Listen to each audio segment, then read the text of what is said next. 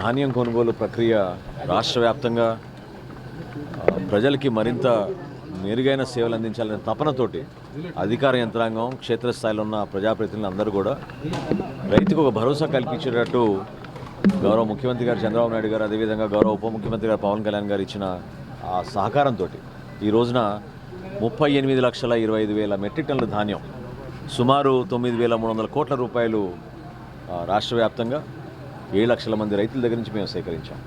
ఈరోజు విజయనగరం జిల్లాలో కూడా సమీక్షించినప్పుడు క్షేత్రస్థాయిలో రైతాంగంతో కూర్చుని మమేకమై, అదేవిధంగా అధికార యంత్రాంగంతో కూడా కూర్చుని సమీక్షించాక ఈ జిల్లాలో కూడా ఇతర జిల్లాలతో పోలిస్తే అద్భుతంగా మేము వేగవంతంగా ముందుకెళ్తున్నాం. దాదాపు 80% ప్రక్రియ ఇక్కడ పూర్తయింది.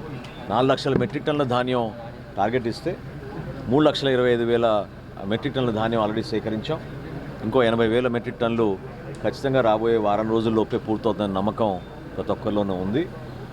దాదాపు 70,000 మంది రైతుల దగ్గర నుంచి విజయనగరం జిల్లాలో కనివిని రీతిలో దాదాపు 670 కోట్ల రూపాయలు సేకరించిన డబ్బు 97.6% మంది రైతులకి 24 గంటల్లోనే మేము జమ చేసాం వాళ్ళ ఖాతాల్లోకి. ఇదొక చరిత్ర.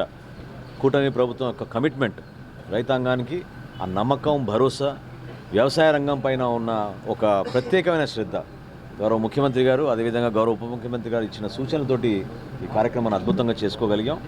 రాబోయే రోజుల్లో ప్రతి ఒక్కరికి ఒక బాధ్యత ఉంది. ప్రత్యేకంగా నేను మిల్లర్ల సోదరులు కూడా నేను హెచ్చరిస్తున్నా ఈ సందర్భంగా.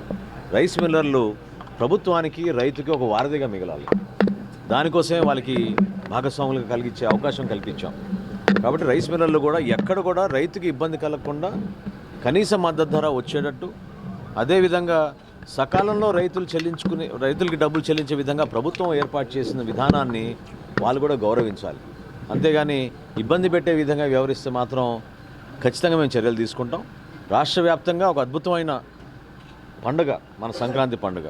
ఆ పండుగ తొందరగానే వచ్చి రైతాంగంలో, రైతు కుటుంబాల్లో సంతోషాన్ని నింపిన నమ్మకం రైతుల్లో కల్పించినందుకు ప్రతి ఒక్కరికి నేను ప్రత్యేకంగా ధన్యవాదాలు తెలుపుకుంటున్నాను.